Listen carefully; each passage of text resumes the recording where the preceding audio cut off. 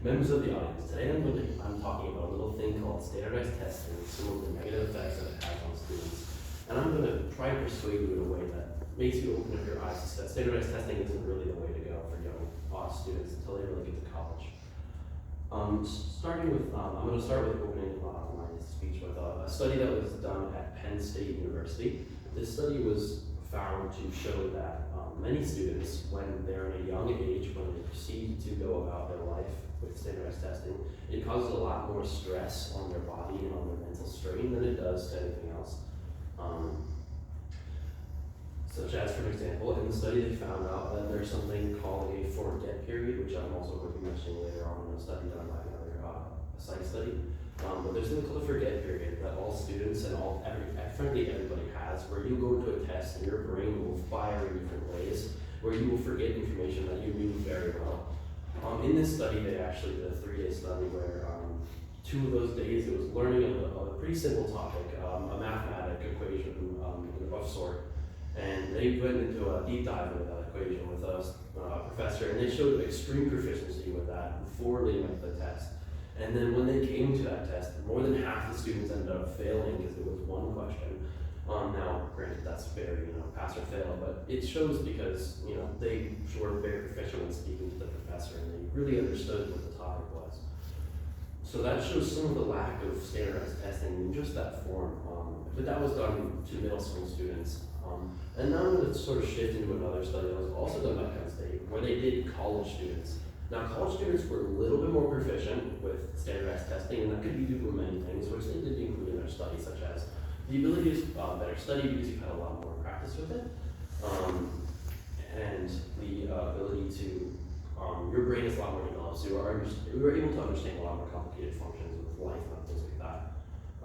But that study still didn't show too great on their side of wanting to perform standardized testing with only 70% of the class passing, which is a good amount, but there's still a decent amount of students that are not passing that test. If you look at in a form, if you see 70% graduation rate, things like that, that doesn't really look too great for school. You want that to be up there in the 80s or 90s, a good A or B range, which they understood that and they talked about that in their study. Now I'm going to shift over to a psych study that was actually done by a man called H. Parsher. He really honed on the forget period, and I'm also going to cover this a little bit during that. So the forget period, which I mentioned earlier, it fires nerves in your brain just like you would have an adrenaline rush. So your brain has 2 different sides. Technically, it has several different sides, but you have 2 main sides of your brain. And when you have an adrenaline rush, it fires both sides of your brain simultaneously, causing you to just overthink and just go with whatever your first thought is. And that could be nothing, that could be just a random thing. Like, for example, a math test. You might, it could be, everyone's made errors before, like a 2 + 2 = 5 error. We've all done it. That's just one example of something that happens during a standardized test where you get too much nerves, and it doesn't really show the progress that a student has made on that at all. In the psych test, he compared 2 different styles of learning. So one where it was non-contact with the teacher learning, so it was just do it and then take a standardized test. And then another one was do it and then have the teacher talk with feedback with the students, and the teacher and students talk and communicate. And throughout both of those studies, it showed, mostly the same for the first beginning. It was about a week-long study. It was on history, so the understanding of history, I believe it was Chinese history in like the 1800s, so a fairly difficult topic.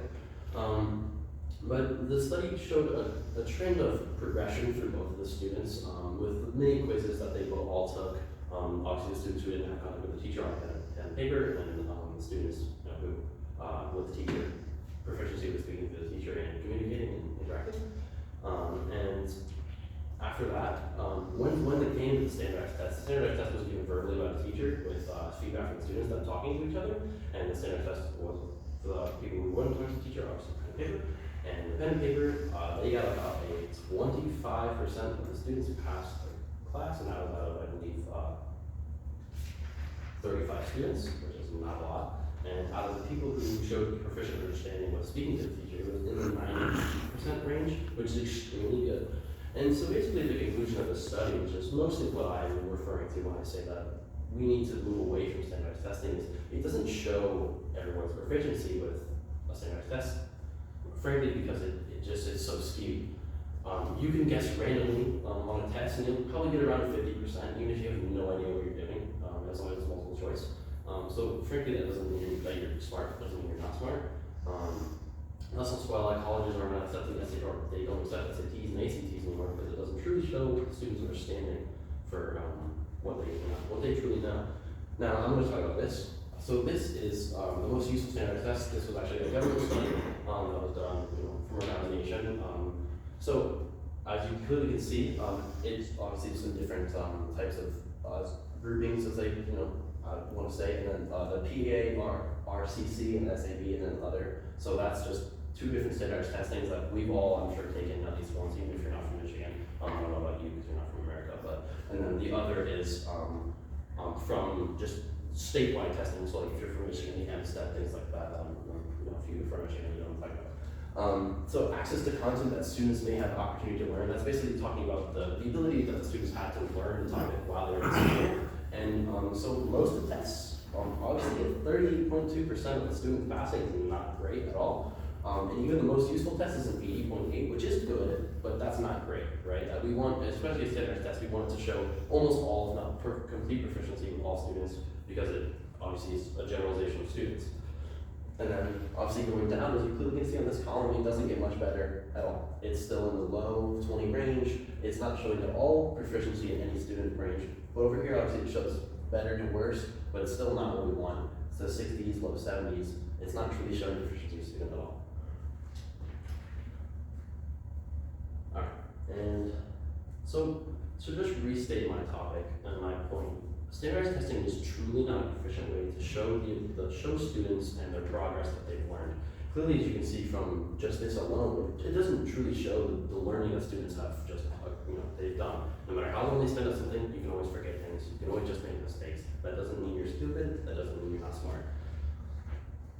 That's why personally, I believe that we should strongly move away from standardized testing and move to a different form of testing, a different form of understanding for students that shows more comprehensive learning, not only for people who don't learn, learn visually, learn audibly, things like that. There's a lot of different ways that students learn, and I feel like the standardized test just does not include all those students. Thank you.